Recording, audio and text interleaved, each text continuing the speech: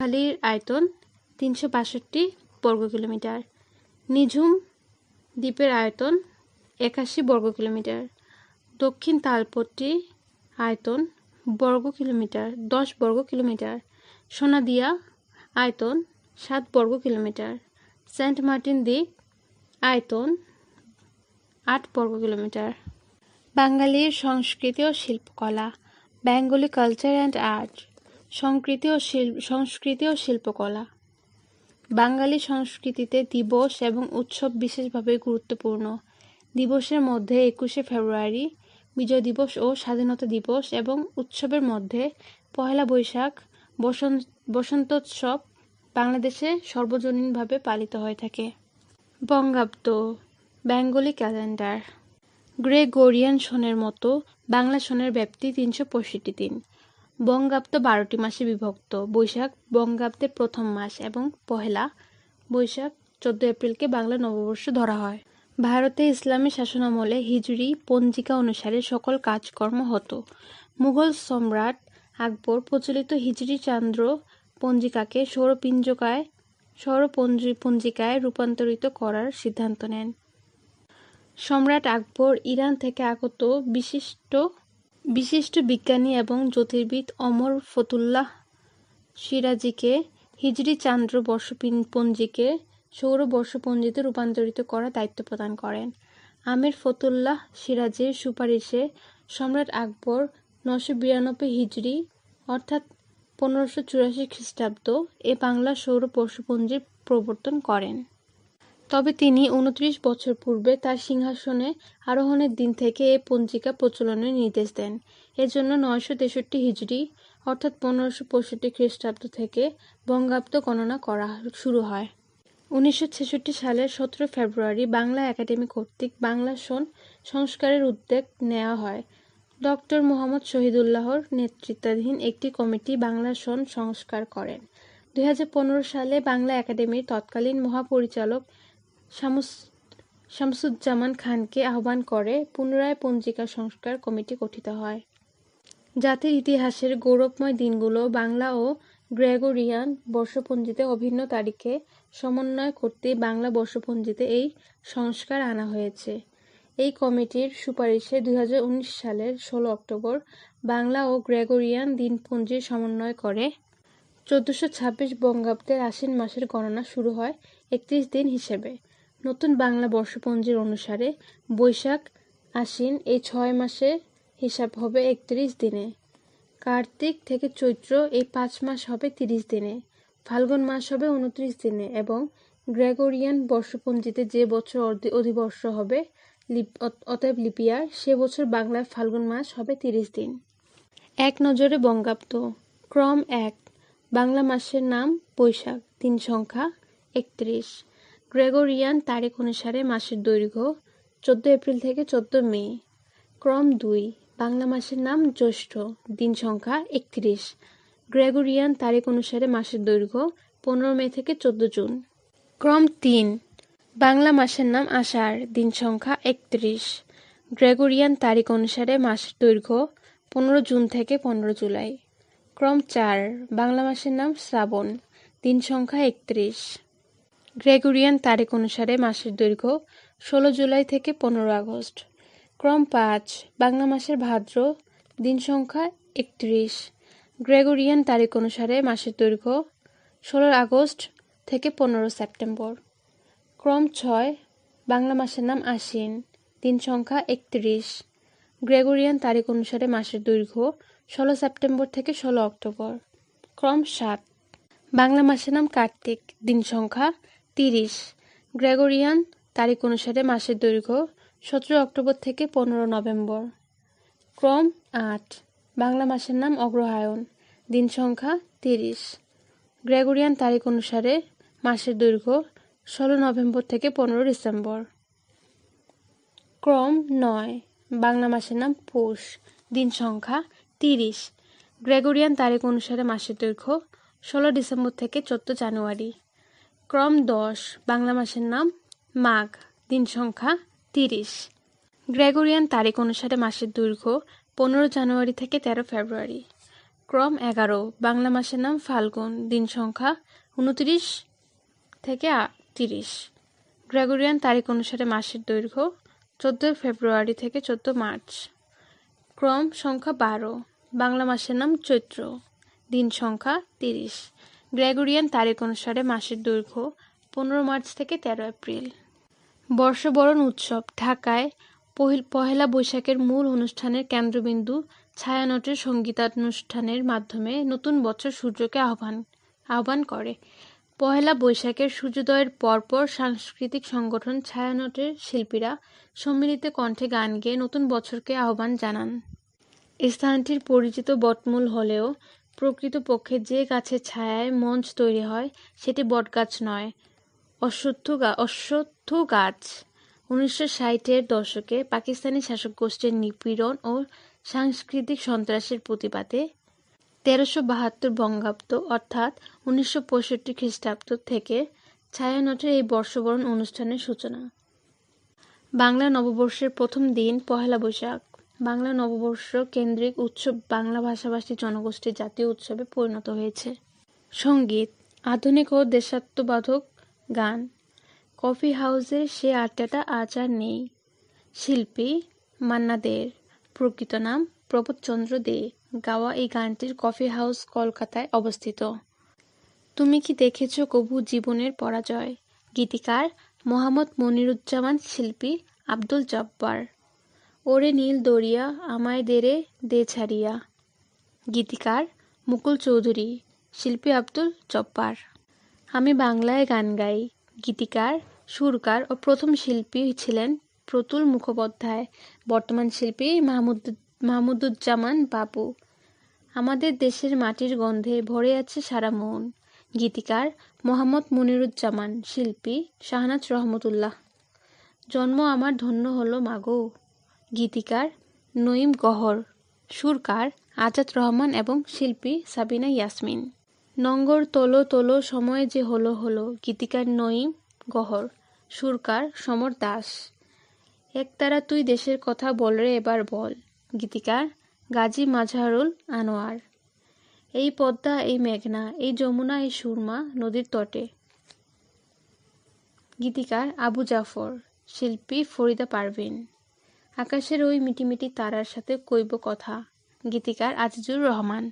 Band সঙ্গীত বাংলাদেশে band সঙ্গীত জনপ্রিয় হয়ে ওঠে 20 শতকের শেষের দিকে। পপ সম্রাট আজম খান 1950 থেকে 2011 খ্রিস্টাব্দ বাংলাদেশের ব্যান্ড সঙ্গীতের গুরু হিসেবে পরিচিত।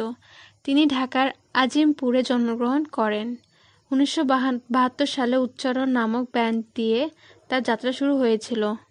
তিনি ছিলেন একজন বীর মুক্তিযোদ্ধা। 2 নং সেক্টর। তার কিছু অবিস্মরণীয় গান: এত সুন্দর দুনিয়ার কিছুই, চার কলেমা সাক্ষী দেবে, ওরে শালেকা ওরে মালেকা, আয়ব বাচ্চু। জন্ম মৃত্যু সময় 1962 থেকে 2018 খ্রিস্টাব্দ। আয়ব বাচ্চু ছিলেন একাধারে গিটারিস্ট, গীতিকার ও শিল্পী। তিনি জনপ্রিয় ব্যান্ড দল LRB এর লিড গিটারিস্ট ও ভোকালিস্ট। সঙ্গীত জগতে তার যাত্রা শুরু ফিলিংস ব্যান্ড দলের মাধ্যমে।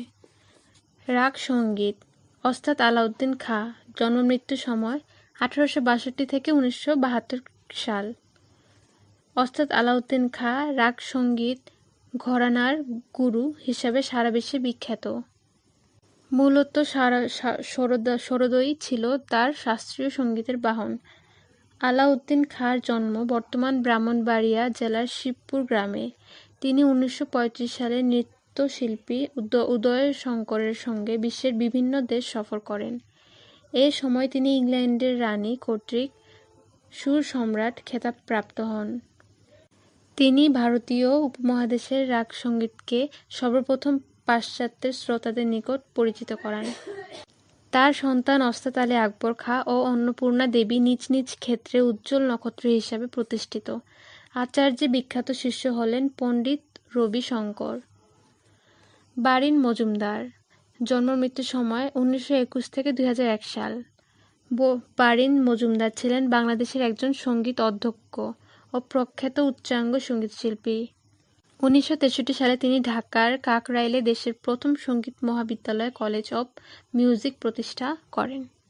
লোকসঙ্গীত বাংলার বিচিত্র লোকসঙ্গীতের মধ্যে ভাটিয়ালি বাউল গান, ভাওয়াইয়া, চটকা, জারি, শাড়ি, মুর্শিদি গান, মাইজ ভান্ডারি, কবি গান, পালা গান, পুঁথি গান, গম্ভীরা, আলকাপ, গাজির গান, পথ কবিতা গান, পালকির গান, ঘাটু গান, সাম্পাদের গান, পটগান, সুফি গান, কীর্তন, বিয়ের গান, মেইলি গান, ধুইয়া গান, লেটো গান, মাদার বক্সের গান বিশেষভাবে উল্লেখযোগ্য। ভাটিয়ালি ভাটি শব্দটিকে কেন্দ্র করে ভাটিয়ালি গানের উৎপত্তি হয়েছে। নদীমাতৃক বাংলাদেশে ভাটির চলমান স্রোতের ওপর নৌকার পালে বাতাস লাগিয়ে মাঝিরা যে গান গাইত তাই ভাটিয়ালি গান। এই গানের উৎপত্তি টাঙ্গাইল, ময়মনসিংহ, সিলেট ও কুমিল্লা অঞ্চলে। ভাটির মাঝির কণ্ঠের জনপ্রিয় গান মন মাঝি তোর বৈঠা নেড়ে আমি আর বাইতে পারলাম না। ভাওয়াইয়া উত্তরবঙ্গে প্রচলিত ভাওয়াইয়া গানের উৎপত্তি ভাব বা ভাওয়া অর্থাৎ নিচু জমি শব্দ থেকে এসেছে। নিচু অঞ্চল গরু মহিষের চারণ ক্ষেত্র থেকে মৈশাল বা বৌদিয়ার কণ্ঠ হতে বেয়ে আসা ভাবের গানের নামই হচ্ছে ভাওয়াইয়া। প্রেম, বিরহ এবং নারী মনের অপ্রাপ্তিজনিত ভাব এই গানে প্রতিফলিত হয়। এ গানের জন্মস্থান রংপুর ও ভারতের কুচবিহার জেলা। ভাওয়াইয়া গানের মধ্যে ওকি গড়িয়াল ভাই, যে জন প্রেমের ভাব জানে না, কোনো দেশে যান মৈশাল বন্ধুরে ইত্যাদি অধিক জনপ্রিয়। প্রাচ্য ভাষাবিদ ও লোকসাহিত্য গবেষক স্যার জর্জ আব্রাহাম গ্রিয়ারসন সর্বপ্রথম 1878 খ্রিস্টাব্দে এ অঞ্চলের বিভিন্ন স্থান থেকে মুখে মুখে প্রচলিত ভাওয়াইয়া গান সংগ্রহ করেন। চটকা চটকা বাংলাদেশের রংপুর অঞ্চলে একটি গান। এটি মূলত ভাওয়াইয়া গানের একটি শাখা। গম্ভীরা গম্ভীরা বৃহত্তর রাজশাহী অঞ্চলের গান। অবিভক্ত ভারতের মালদহ জেলা এর উৎপত্তি। দেশ বিভাগের পর গম্ভীরা গানের শিল্পীরা চাঁপাইনবাবগঞ্জ শহরে চলে আসেন। তখন থেকে এই অঞ্চলে এ গানের বিকাশ ঘটে ও চর্চা অব্যাহত থাকে। ধারণা করা হয় যে গম্ভীরা উৎসবের প্রচলন হয়েছে শিব পূজাকে কেন্দ্র করে। শিবের এক নাম গম্ভীর, তাই শিবের বন্দনা গীতি হলো গম্ভীরা গান। আদিতে গম্ভীরা ছিল দুই প্রকার, আদ্যের গম্ভীরা ও পালা গম্ভীরা। পালা গম্ভীরা মূলত একটি নাট্যমূলক উপস্থাপনা। আলকাপ বাংলাদেশের রাজশাহী অঞ্চলে পালা গানের একটি শাখা হচ্ছে আলকাপ গান। মাইজ ভান্ডারি চট্টগ্রামের ফটিকছড়ির মাইজ ভান্ডারি তরিকার পীর সৈয়দ আহমদ উল্লাহ। জন্ম মৃত্যু সময় 1826 থেকে 1906 সাল।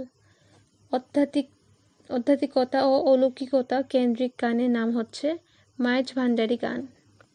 সারি গান নৌকা বাইচে অংশগ্রহণকারী প্রতিযোগীরা সারিবদ্ধভাবে বসে বৈঠা টানা তালে তালে এই গান গায় বলে এর নাম হয়েছে সারি গান। এটি সিলেট ও ময়মনসিংহ সহ ভাটি অঞ্চলের গান। পালা গান লোকগীতিকা পালা গানের কাহিনী রূপে পরিবেশন করা হয়ে থাকে। এ গানের উৎসভূমি ময়মনসিংহ। ঘাটু গান বাংলাদেশের হাওর অঞ্চলের বিলুপ্ত প্রায় এক প্রকার লোকগীত। ঘাটে ঘাটে নৌকা ভিড়িয়ে এ গান গাওয়া হয় বলে এর নাম হয়েছে ঘাটের গান বা ঘাটু গান। প্রধানত বর্ষা মৌসুমে যখন নদী নালা খাল বিল পানিতে ভরা থাকে তখন নৌকায় ঘাটু গানের আসর বসে। সাম্পানের গান চট্টগ্রাম অঞ্চলের একটি জনপ্রিয় লোকসঙ্গীত। চট্টগ্রামের নৌকাকে বলা হতো সাম্পান, তাই সাম্পানকে কেন্দ্র করে এই গানের উৎপত্তি। জারি কারবালার মর্মান্তিক ঘটনাকে স্মরণ করে এক ধরনের আহাজারিমূলক সুরে সাধারণত নৃত্য সহযোগে জারি গান পরিবেশিত হয়ে থাকে। জারি গানে দুটি দল থাকে, প্রত্যেক দলে একটি করে মূল গায়েন বা বয়াতি থাকে।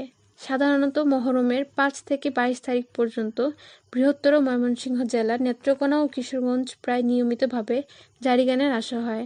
ঢাকা ও সিলেট অঞ্চলেও জারি গানের প্রচলন আছে। গাজির গান গাজী কালু চম্পাবতীর কাহিনী নিয়ে আবর্তিত হয় গাজির গান বা গাজির পালা। এ গানের উৎপত্তি ফরিদপুর অঞ্চলে। ধূপ ফরিদপুর অঞ্চলের নৃত্য।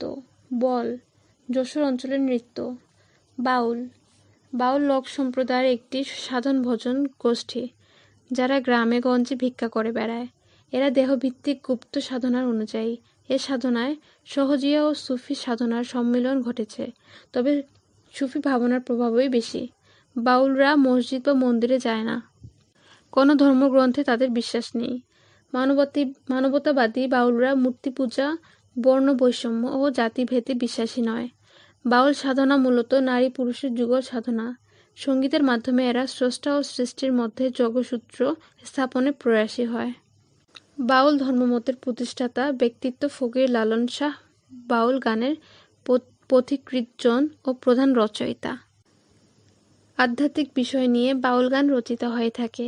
বাংলাদেশের কুষ্টিয়া ও যশোর জেলা এ গানের উদ্ভবস্থল। এই গান মূলত তত্ত্বভিত্তিক। হরিনাথ এবং রবীন্দ্রনাথ বাউল গানের প্রতি শিক্ষিত সমাজের দৃষ্টি আকর্ষণ করেন। তারা বাউল গান সংরক্ষণ এবং বিভিন্ন লেখায় এ গানের প্রতি গভীর অনুরাগ প্রকাশ করেন। লোকসঙ্গীত শিল্পী লালন ফকির মানবতাবাদী মর্মী কবি। তিনি 1772 খ্রিস্টাব্দে ঝিনাইদহ জেলার হরিশপুর গ্রামে জন্মগ্রহণ করেন। ছেলেবেলা অসুস্থ অবস্থায় তার পরিবার তাকে ত্যাগ করে। তখন সিরাজ শাহী নামের এক মুসলমান বাউল তাকে আশ্রয় দেন এবং সুস্থ করে তোলেন।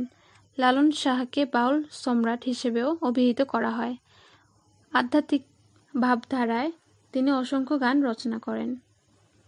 তার রচিত গানগুলোকে লালন গীতি বা লালন সঙ্গীত বলা হয়। লালন কুষ্টিয়া জেলার ছেউরিয়া গ্রামে একটি আখড়া গড়ে তোলেন, যেখানে তিনি তার শিষ্যদের শিক্ষা দিতেন। 1890 সালের 17 অক্টোবর কুষ্টিয়ায় নিজ আখড়ায় মৃত্যুবরণ করেন। লালনের আখড়া ছেউরিয়ায় পরবর্তীতে লালন জাদুঘর প্রতিষ্ঠিত হয়। 2004 সালে বিবিসি জারিকৃত সর্বকালের সর্বশ্রেষ্ঠ 20 জন বাঙালির মধ্যে লালন শাহের অবস্থান ছিল 12তম। বিখ্যাত কয়েকটি লালন গীতি। খাঁচার ভিতর অচিন পাখি, মিলন হবে কতদিনে, আমার বাড়ির কাছে আরশিনগর, এক পুরুষী বসত করে, সব লোকে কয় লালন কি জাত সংসারে, জাত গেল বলে, কেউ মালা কেউ তসবি গলায়, তাই তো জাত ভিন্ন বলায়, আমি অপার হয়ে বসে আছি, ওহে দয়াময়, পারে লয়ে যাও আমায়, দেখ না মন ঝক মারিয়া দুনিয়াদারি, সহজ মানুষ ভোজে দেখ নারে মন দিব্য জ্ঞানে, 3 পাগলের হলো মেলা, আমি ঘরের চাবি পরের হাতে, কেমনে খুলিয়ে সেদন দেখব চক্ষেতে, আপন ঘরে বোঝাই শোনা, পরে করে লেনা দেনা, সময় গেলে সাধন হবে না, সত্য বলো সুপথে, চলো ওরে আমার মন, সাই আমার কখন খেলে কোন খেলা, জীবের কি সাধ্য আছে গুণে পড়ে তাই বলা। লালন সঙ্গীতের বিখ্যাত শিল্পীদের মধ্যে ফরিদা পারভীনের নাম বিশেষ উল্লেখযোগ্য। দেওয়ান হাসান রাজা 1854 সালে সুনামগঞ্জে জন্মগ্রহণ করেন। হাসন রাজাকে মর্মী কবি বলা হয়। হাসন রাজার বিখ্যাত গানের পঙ্ক্তি, লোকে বলে বলে রে, ঘর বাড়ি ভালো নয় আমার, মাটির পিঞ্জিরায় মাঝে বন্দি হইয়া রে, সোনা বন্ধে আমারে দেওয়ানা বানাইল, আখি মুঞ্জিয়া দেখ রূপ রে। শাহ আব্দুল করিম 15 ফেব্রুয়ারি 1916 থেকে 12 সেপ্টেম্বর 2009 সাল পর্যন্ত জন্ম মৃত্যু তারিখ। বাউল সম্রাট হিসেবে খ্যাত। তিনি সুনামগঞ্জ জেলার উজানধল গ্রামে জন্মগ্রহণ করেন। তার কিছু অবিস্মরণীয় গান: গাড়ি চলে না চলে না চলে না রে, আগে কি সুন্দর দিন কাটাইতাম, কেমনে ভুলিব আমি বাঁচি না তারে ছাড়া, আমি কুলহারা কলঙ্কিনী, বন্ধে মায়া লাগাইছে পীড়িত শিখাইছে, আসি বলে গেল বন্ধু আইল না, মন কান্দে প্রাণ কান্দে রে, কান্দে আমার হিয়া। আব্বাস উদ্দিন আহমদ, জন্ম মৃত্যু সাল 1901 সাল থেকে 1959 সাল পর্যন্ত, পশ্চিমবঙ্গের কুচবিহার জেলার অন্তর্গত বলরামপুরে জন্মগ্রহণ করেন। বিখ্যাত এই লোকসঙ্গীত শিল্পী ভাওয়াইয়া আমার শিল্পী জীবনের কথা। তার কন্যা ফেরদৌসী রহমানও একজন বরেণ্য সঙ্গীতশিল্পী। ফেরদৌসীর গাওয়া বিখ্যাত লোকসঙ্গীত ও কি ও বন্ধু কাজল ভ্রমরা রে। আব্দুল আলিম ছিলেন পল্লীগীতির মুকুটহীন সম্রাট। তিনি পশ্চিমবঙ্গের মুর্শিদাবাদের তালিবপুরে গ্রামে জন্মগ্রহণ করেন। তার কিছু অবিস্মরণীয় গান: নাইয়ারে নায়ের বাদাম তুইলা, এই যে দুনিয়া কিসেরও লাগাইয়া, সর্বনাশা পদ্মা নদী তোর কাছে, হলদিয়া পাখি সোনারও বরণ, পাখিটি ছাড়িল কে? আব্দুর রহমান বয়াতি বাংলাদেশের একজন প্রসিদ্ধ লোকসঙ্গীত শিল্পী। তার উল্লেখযোগ্য গানের মধ্যে রয়েছে মন আমার দেহঘড়ি সন্ধান করি, কোনো মিস্ত্রি বানাইয়াছে, আমি ভুলি ভুলি মনে করি প্রাণে ধৈর্য মানে না।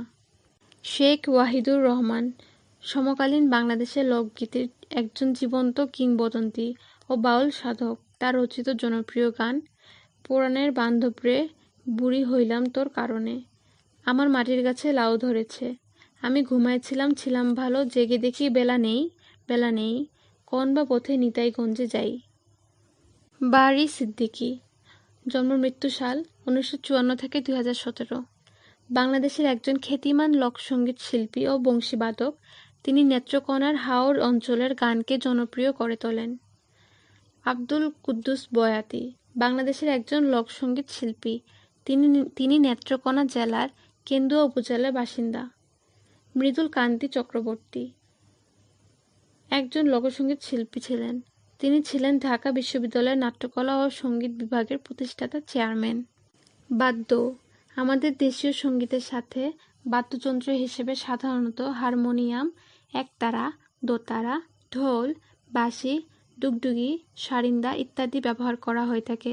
এছাড়াও খোল, মাদল, করতাল, মন্দিরা, খঞ্চনি ইত্যাদিও লোকজ বাদ্যযন্ত্র হিসেবে ব্যবহৃত হয়। তবে আধুনিক সঙ্গীতকাররা বিদেশি বাদ্যযন্ত্র যেমন কিবোর্ড, ড্রামস, গিটার ইত্যাদি ব্যবহার করেন। তানপুরা মূলত উচ্চাঙ্গ সঙ্গীতের যন্ত্র হিসেবে ব্যবহৃত হয়ে থাকে। তানপুরা তৈরি করা হয় সেতারের মতো দেখতে লাউয়ের তুম্বার উপর একটি ডান্ডি যুক্ত করে এবং তাতে 4টি তার লাগিয়ে।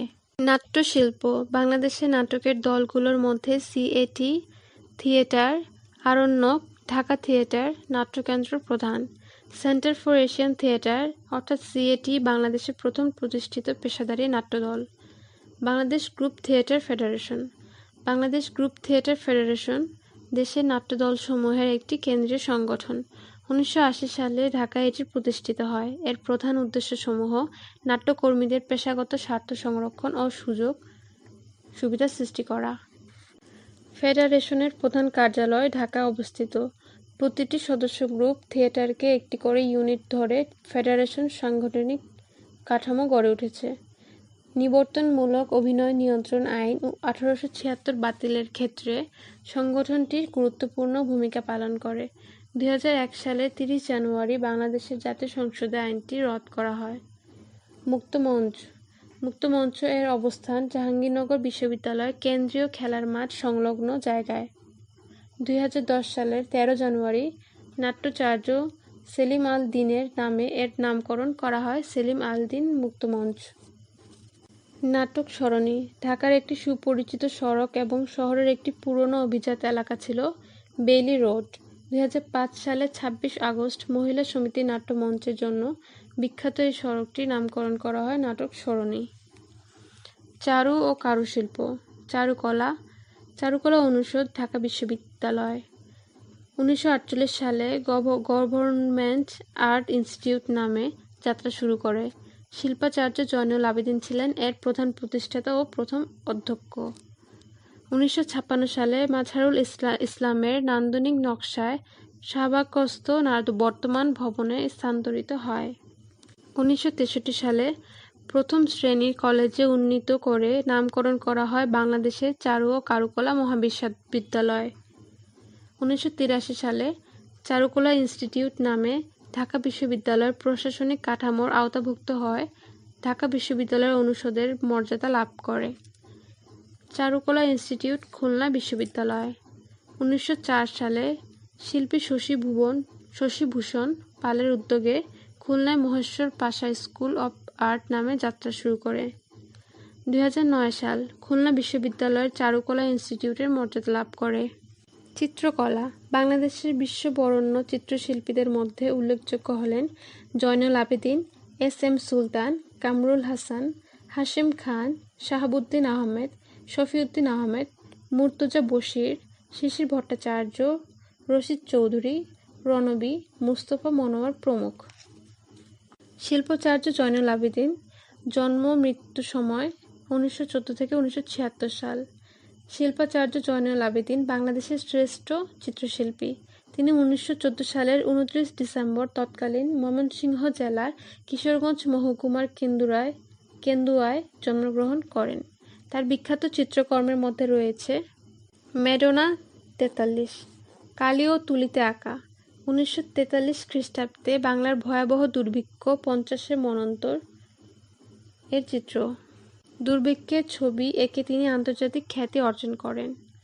সংগ্রাম, ক্যানভাসে তেল রং, শ্রমজীবী মানুষের জীবন সংগ্রাম চিত্র। নবান্ন, 60 ফুট দীর্ঘ স্ক্রোল। মনপুরা 70, 20 ফুট দীর্ঘ স্ক্রোল। ভোলা জেলার চর মনপুরায় 1970 সালের প্রলয়ঙ্কারী ঘূর্ণিঝড়ের তাণ্ডব প্রত্যক্ষ করার পর 1974 সালে তিনি চিত্রকর্মটি অঙ্কন করেন। মই দেয়া চলরং, 2 মুখ, শেষ চিত্রকর্ম। মৃত্যুর মাত্র কদিন আগে ঢাকার পিজি হাসপাতালে শুয়ে চিত্রকর্মটি অঙ্কন করেন। তার অন্যান্য চিত্রকর্মের মধ্যে গরুর গাড়ি, গুণ টানা, বিদ্রোহী গরু, সাঁওতাল রমণী, গায়ের বধূ, তুমকার ছবি, প্রসাধন, পাইনের মা প্রভৃতি উল্লেখযোগ্য। 1975 সালে সরকারি উদ্যোগে ময়মনসিংহ শহরে স্থাপিত হয় শিল্পাচার্য জয়নুল আবেদিন সংগ্রহশালা। ঢাকা বিশ্ববিদ্যালয়ের চারুকলা অনুষদে স্থাপিত হয়েছে জয়নুল আর্ট গ্যালারি। দিল্লি বিশ্ববিদ্যালয় তাকে ডি.লিট উপাধি দেন। কামরুল হাসান, জন্ম মৃত্যুর সময় 1921 থেকে 1988 সাল। চিত্রশিল্পী কামরুল হাসান নিজেকে পটুয়া বলতেন। তিনি তরুণ বয়সেই ব্রতচারী আন্দোলনে ঝাঁপিয়ে পড়েন। ব্রতচারী আন্দোলনে খাঁটি বাঙালি গড়ে তোলার জন্য মুকুল ফৌজ নামে শিশু কিশোর সংগঠন প্রতিষ্ঠা করেন। কামরুল হাসান মুজিবনগর সরকারের আর্ট ও ডিজাইন বিভাগে পরিচালক ছিলেন। স্বাধীনতা যুদ্ধকালীন সময়ে জেনারেল ইয়াহিয়ার মুখের ছবি দিয়ে আঁকা পোস্টারটি এই জানোয়ারদের হত্যা করতে হবে, অ্যানাইলেট দ্য ডিমন্স, খুব বিখ্যাত। কামরুল হাসান 1972 সালে তৎকালীন সরকারের অনুরোধে শিবনারায়ণ দাস কর্তৃক ডিজাইনকৃত পতাকার বর্তমান রূপ দেন। তিনি 1988 সালে স্বৈরশাসক এরশাদকে ব্যঙ্গ করে দেশ আজ বিশ্ব বেহায়ার খপ্পরে পোস্টারটি স্কেচ করেন। তার বিখ্যাত চিত্রকর্ম 3 কন্যা, রায়বেশে নৃত্য, উকি দেয়া, নবান্ন, নাইয়র, বাংলার রূপ, জেলে, পেঁচা, শিয়াল, বাংলাদেশ, গণহত্যার আগে ও পরে ইত্যাদি। এস.এম. সুলতান, জন্ম মৃত্যু সময় 1923 হতে 1994 সাল। শেখ মোহাম্মদ সুলতান 1923 সালের 10 আগস্ট নড়াইলের মাছিমদিয়ার এক দরিদ্র কৃষক পরিবারে জন্মগ্রহণ করেন। তার পারিবারিক ডাকনাম লাল মিয়া। তার বিখ্যাত চিত্রকর্ম হত্যাযজ্ঞ, জমি কর্ষণ, প্রথম বৃক্ষরোপণ, চর দখল, মাছ কাটা, ধান মারা ইত্যাদি। তিনি আবহমান বাংলার গ্রামীণ জীবন, চাষবাস, জেলে, কৃষক এবং কৃষি কাজের মধ্যেই যেন তার চিত্রে জীবনের মূল সুর ছন্দ খুঁজে পেয়েছিলেন। সুলতান খাকসার আন্দোলন নামে একটি সেবামূলক সংগঠনের সঙ্গে যুক্ত ছিলেন। শেষ বয়সে নড়াইলের নিজ বাড়িতে তিনি শিশুদের জন্য শিশু স্বর্গ ও চারুপীঠ নামে 2টি চিত্রাঙ্কন প্রতিষ্ঠান গড়ে তোলেন। নড়াইলের চিত্রা নদীর পাড়ে মাছিমদিয়ায় রয়েছে এস.এম. সুলতানের স্মৃতি সংগ্রহশালা। শিল্পকলার ক্ষেত্রে তার অবদানের জন্য বাংলাদেশ সরকার তাকে রেসিডেন্ট আর্টিস্টের সম্মান প্রদান করেন। এছাড়াও তিনি স্বাধীনতা ও 21শে পদক লাভ করেন। শফিউদ্দীন আহমেদ, জন্ম মৃত্যু 1922 সাল থেকে 2012 সাল পর্যন্ত। শফিউদ্দীন আহমেদকে বাংলাদেশের আধুনিক ছাপচিত্রের জনক বলা হয়।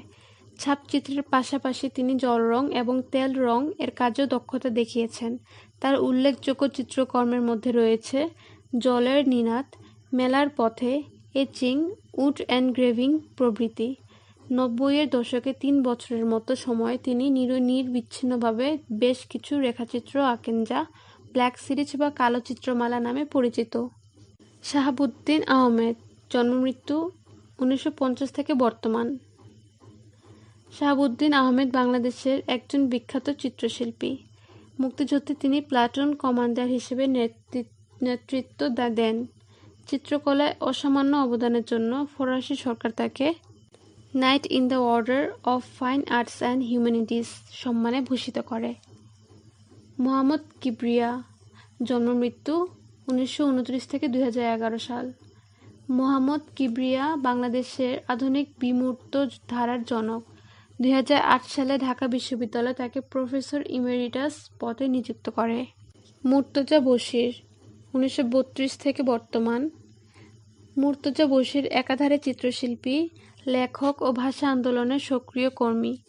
বাংলাদেশের স্বাধীনতা সংগ্রামকে মনে রেখে তিনি এঁকেছেন এপিটাম সিরিজ। তিনি ছিলেন প্রখ্যাত ভাষাবিদ ডক্টর মোহাম্মদ শহীদুল্লাহর পুত্র।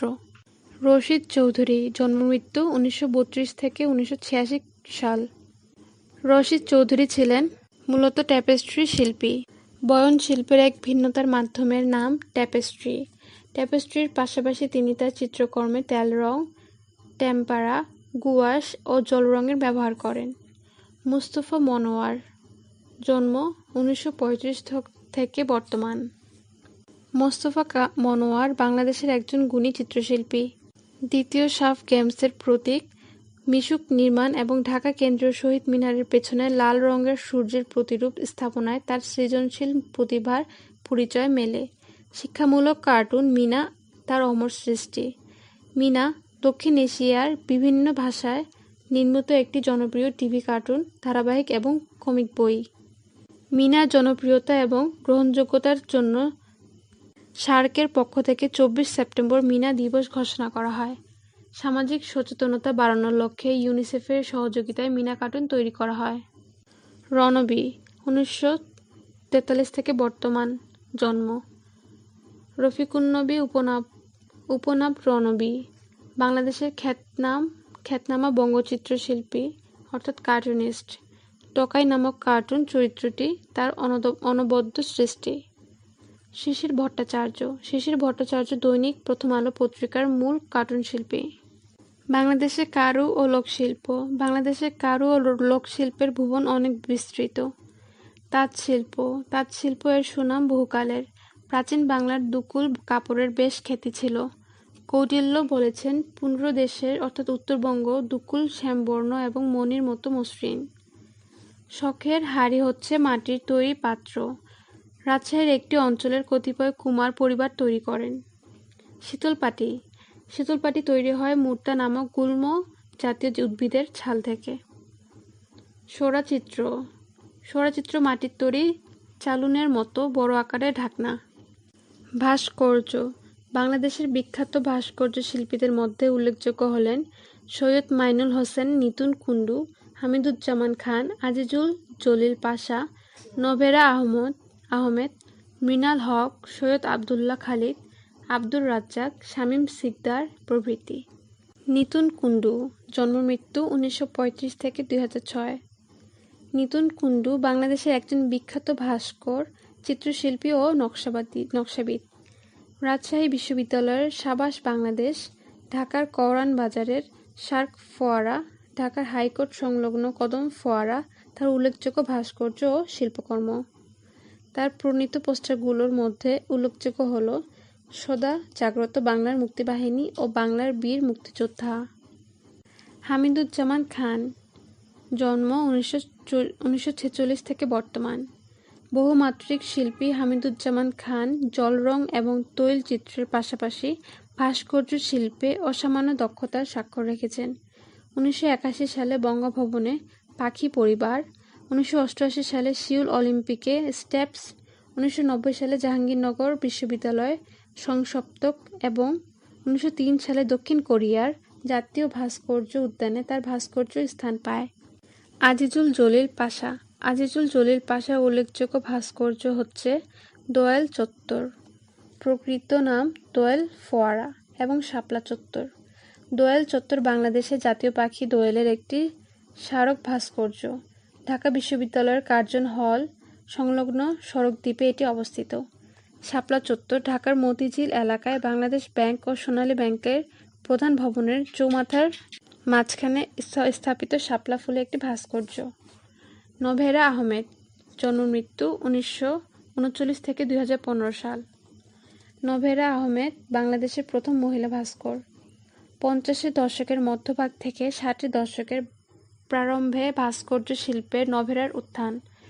তার উল্লেখযোগ্য ভাস্কর্যের মধ্যে রয়েছে চাইল্ড ফিলোসফার, ইকারুস, পরিবার অর্থাৎ অন্য নাম cow with two figures, zebra crossing, exterminating angel, যুগল প্রভৃতি। মৃণাল হক, জন্ম 1958 সাল। Mrinal Haque golden jubilee tower ও রাজসিক বিহার ভাস্কর্য দুটি নির্মাণের জন্য সর্বাধিক পরিচিত। 2003 সালে রাজশাহী বিশ্ববিদ্যালয় ক্যাম্পাসে বিশ্ববিদ্যালয় প্রতিষ্ঠার 50 বছর পূর্তি উপলক্ষে নির্মিত হয় গোল্ডেন জুবিলি টাওয়ার। 2008 সালে 19 জানুয়ারি ঢাকা মহানগরীর 400 বছর পূর্তি উপলক্ষে কাজী নজরুল ইসলাম এভিনিউর হোটেলে ইন্টারকন্টিনেন্টালের সামনে নির্মাণ করা হয় রাজসিক বিহার। সংস্কৃতি বিষয়ক মন্ত্রণালয় 21শে পদক ভাষা আন্দোলনে আত্মদানকারী শহীদদের স্মৃতির উদ্দেশ্যে সরকার কর্তৃক প্রবর্তিত একটি বেসামরিক পুরস্কার। 1976 সালে প্রথম এ পুরস্কার চালু করা হয়। এই পুরস্কারের জন্য বিবেচ্য ক্ষেত্রগুলি হল সাহিত্য, সাংবাদিকতা, শিক্ষা, গবেষণা, অর্থনীতি ও দারিদ্র্য বিমোচন, শিল্প সংস্কৃতি, সঙ্গীত, নৃত্য, চারুকলা, নাট্যাভিনয়, ভাস্কর্য ও ভাষা আন্দোলনে অবদান। সংস্কৃতি বিষয়ক মন্ত্রণালয়ের অধীনস্থ দপ্তর বা সংস্থার তালিকা। গণগ্রন্থাগার অধিদপ্তর। সুফিয়া কামাল জাতীয় গণগ্রন্থাগার, পূর্ব নাম বাংলাদেশ কেন্দ্রীয় পাবলিক লাইব্রেরি, ঢাকার শাহবাগে অবস্থিত। এই গ্রন্থাগার দেশের গণগ্রন্থাগার ব্যবস্থার মূল প্রতিষ্ঠান হিসেবে কাজ করে। আর্কাইভস ও গ্রন্থাগার অধিদপ্তর। জাতীয় গ্রন্থাগার একটি জাতির ইতিহাস, ঐতিহ্য ও সংস্কৃতি আইনানুমোদিত তত্ত্বাবধানকারী ও সংরক্ষণকারী এবং জাতির সৃষ্টিশীল কাজের প্রহরী প্রতিষ্ঠান। এটি ঢাকার শেরেবাংলা নগরের আগারগাঁওয়ে অবস্থিত। জাতীয় আর্কাইভস ঢাকার শেরেবাংলা নগরের আগারগাঁওয়ে অবস্থিত। এখানে সরকারের বিভিন্ন প্রকাশনা, ম্যাপ, গ্যাজেট এবং আলোকচিত্র সংগৃহীত আছে। এছাড়াও আছে ইংরেজি এবং বাংলা সংবাদপত্রের এক বিশাল সংগ্রহশালা। জাতীয় গ্রন্থকেন্দ্র। জাতীয় গ্রন্থকেন্দ্র গুলিস্তানের গোলাপ শাহ মাজারের নিকট অবস্থিত। Copyright office. বাংলাদেশে কপিরাইট আইন প্রণীত হয় 2000 সালে। বাংলা একাডেমি। বাংলা একাডেমির স্বপ্নদ্রষ্টা ছিলেন ডক্টর মোহাম্মদ শহীদুল্লাহ। বাংলা ভাষা ও সাহিত্য উন্নয়নে প্রতিষ্ঠানটি সর্বাধিক খ্যাতি লাভ করছে। ভাষা আন্দোলনের প্রেক্ষাপটে 1955 সালের 3 ডিসেম্বর অর্থাৎ 1362 বঙ্গাব্দের 17 অগ্রহায়ণ ঢাকা বিশ্ববিদ্যালয়ের প্রাঙ্গণে অবস্থিত বর্ধমান হাউসে এটি প্রতিষ্ঠিত হয়। 1956 সালে ডক্টর মোহাম্মদ এনামুল হক বাংলা একাডেমির প্রথম পরিচালকের দায়িত্বভার গ্রহণ করেন। স্বাধীনতা যুদ্ধের পর 1972 সালে বাংলা একাডেমির প্রধান নির্বাহী হিসেবে মহাপরিচালকের পদ সৃষ্টি করা হয় এবং অধ্যাপক মজহারুল ইসলাম প্রথম মহাপরিচালক নিযুক্ত হন। একাডেমির মূল মিলনায়তনের নাম আব্দুল করিম সাহিত্য বিশারদ মিলনায়তন। বাংলা একাডেমি সাহিত্য পুরস্কার প্রবর্তন করা হয় 1960 সালে। বাংলা ভাষা ও সাহিত্য ক্ষেত্রে সামগ্রিক অবদানের জন্য লেখকদের সৃজনী প্রতিভার স্বীকৃতি স্বরূপ এই পুরস্কার প্রদান করা হয়। প্রতি বছর ফেব্রুয়ারি মাসে বর্ধমান হাউস প্রাঙ্গণে আয়োজিত হয় ঐতিহ্যবাহী অমর 21শে গ্রন্থমেলা অর্থাৎ 21শে বইমেলা। গ্রন্থমেলার উদ্বোধনী অনুষ্ঠানে বাংলা একাডেমি সাহিত্য পুরস্কার প্রদান করা হয়। বর্ধমান হাউসের দ্বিতীয় তলায় রয়েছে নজরুল স্মৃতি কক্ষ। বর্ধমান হাউসের ঠিক সামনে বিশালাকার বটগাছের নিচে রয়েছে নজরুল মঞ্চ। মঞ্চে রয়েছে জাতীয় কবি কাজী নজরুল ইসলামের একটি ভাস্কর্য। এই মঞ্চের অপরই লেখক, কবি ও সাহিত্যিকেরা বইমেলায় প্রকাশিত বিভিন্ন বইয়ের মোড়ক উন্মোচন করেন। বাংলা একাডেমি থেকে 6টি পত্রিকা প্রকাশিত হয়। এগুলো হচ্ছে: 1. উত্তরাধিকার মাসিক। উত্তরাধিকার 1973 সালে প্রথম প্রকাশিত হয়। 1983 সালে পত্রিকাটি ত্রৈমাসিক রূপান্তরিত হয়। জুলাই 2009 থেকে পত্রিকাটি পুনরায় মাসিক হিসেবে প্রতি মাসে প্রকাশিত হচ্ছে। 2. বাংলা একাডেমি পত্রিকা গবেষণামূলক ত্রৈমাসিক। 3. ধান শালিকের দেশ ত্রৈমাসিক কিশোর পত্রিকা। 4. বাংলা একাডেমি বিজ্ঞান পত্রিকা ষান্মাসিক। 5. বাংলা একাডেমি জার্নাল ইংরেজি ভাষায় প্রকাশিত ষান্মাসিক পত্রিকা। 6. বার্তা অনিয়মিত ত্রৈমাসিক। বাংলাদেশ শিল্পকলা একাডেমি।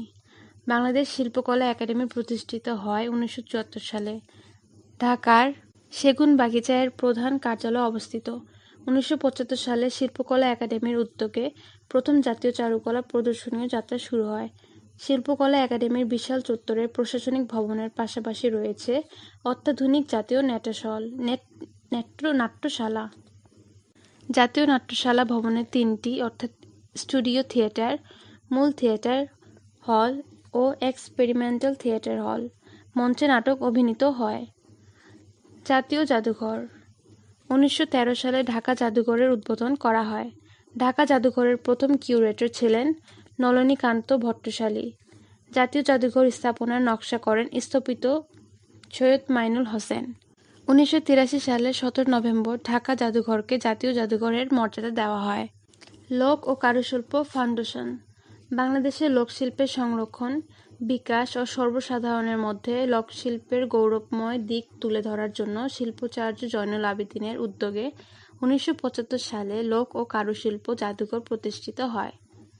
নারায়ণগঞ্জ জেলার সোনারগাঁওয়ের বড় সর্দার বাড়ি নামে পরিচিত একটি প্রাচীন জমিদার প্রাসাদে এই জাদুঘর স্থাপন করা হয়েছে। প্রত্নতত্ত্ব অধিদপ্তর। প্রত্ননিদর্শনের অনুসন্ধান, খনন, সংরক্ষণ, প্রদর্শন এবং গবেষণার মাধ্যমে ইতিহাস পুনরুদ্ধারের কাজে প্রত্নতত্ত্ব অধিদপ্তর নিয়োজিত।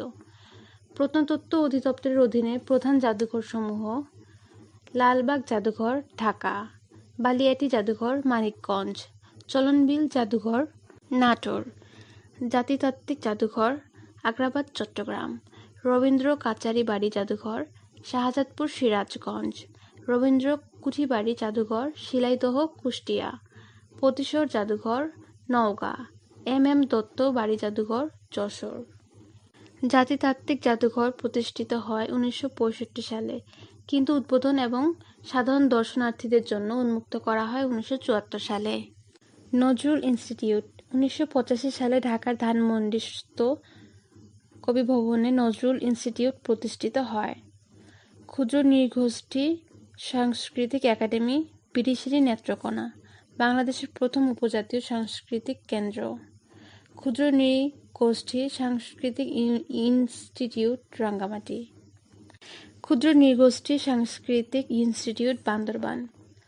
ক্ষুদ্র নৃগোষ্ঠী সাংস্কৃতিক ইনস্টিটিউট, খাগড়াছড়ি। কক্সবাজার সাংস্কৃতিক কেন্দ্র, কক্সবাজার। রাজশাহী বিভাগীয় ক্ষুদ্র নৃগোষ্ঠী সাংস্কৃতিক একাডেমি, রাজশাহী।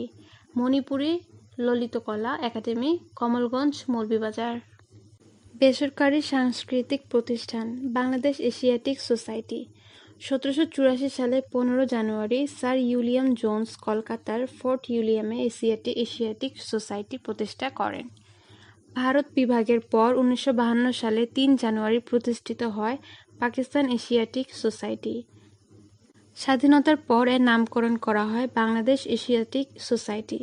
উদ্দেশ্য উন্নততর গবেষণা, মানুষ ও প্রকৃতি সম্বন্ধে গভীর জ্ঞান ইত্যাদি অনুসন্ধান।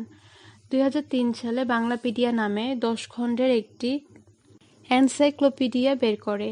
বাংলাপিডিয়ার সম্পাদক সিরাজুল ইসলাম। বাফা, দেশীয় সাংস্কৃতিক লালন ও বিকাশের লক্ষ্যে 1955 সালে ঢাকায় প্রতিষ্ঠিত হয় বুলবুল ললিতকলা একাডেমি, সংক্ষেপে বাফা, অর্থাৎ বুলবুল একাডেমি অফ ফাইন আর্টস, সংক্ষেপে বাফা। আন্তর্জাতিক খ্যাতিসম্পন্ন নৃত্যশিল্পী বুলবুল চৌধুরীর নামানুসারে এই প্রতিষ্ঠানের নামকরণ করা হয়েছে। উদীচী, বাংলাদেশ উদীচী শিল্পগোষ্ঠী, সংক্ষেপে উদীচী, হচ্ছে বাংলাদেশের অন্যতম বৃহত্তম সাংস্কৃতিক সংগঠন। 1968 সালে বিপ্লবী কথাশিল্পী সত্যেন সেন উদীচী গঠন করেন। বিশ্ব সাহিত্য কেন্দ্র, বাংলাদেশের একটি সামাজিক সংগঠন যার মূল লক্ষ্য কিশোর এবং যুব সমাজকে আলোকিত মানুষ হিসেবে গড়ে তোলা। এই সংগঠনের মূল কৌশল গ্রন্থ পাঠের মাধ্যমে তরুণদের সঠিক পথে পরিচালিত করা। এর মূল কার্যালয় ঢাকার বাংলা মোটর এলাকায় অবস্থিত, তবে দেশব্যাপী এর শাখা আছে। আব্দুল্লাহ আবু সাঈদের উদ্যোগে 1978 সালে এই সংগঠন প্রতিষ্ঠিত হয়। বেঙ্গল ফাউন্ডেশন। 1990 সালে আবুল খায়ের লিটু বেঙ্গল ফাউন্ডেশন নামে একটি ট্রাস্ট প্রতিষ্ঠা করেন। শিল্পচর্চায় বাংলাদেশের শিল্পীদের অবদান তুলে ধরতে এবং একই সঙ্গে বিশ্ব মানচিত্রে পেশিদারি মনোভাব নিয়ে এই এলাকার শিল্পীদের হাজির করতে বেঙ্গল ফাউন্ডেশন 2000 সালে ঢাকার ধানমন্ডিতে প্রতিষ্ঠা করে Bengal gallery of fine arts বা বেঙ্গল শিল্পালয়।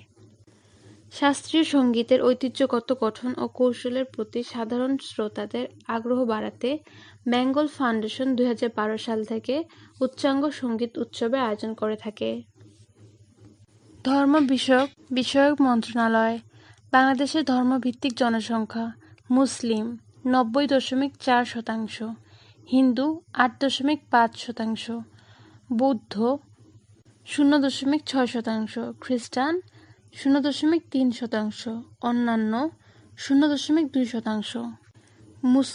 মুসলিম সম্প্রদায়: মুসলমানদের সবচেয়ে বড় ধর্মীয় উৎসব ঈদ। বাংলাদেশের সবচেয়ে বড় ঈদ জামাত দিনাজপুরের গড়ের শহীদ বড় ময়দানে অনুষ্ঠিত হয়। বাংলাদেশের দ্বিতীয় বৃহত্তম ঈদের জামাত অনুষ্ঠিত হয় কিশোরগঞ্জের শোলাকিয়া ঈদগাহে।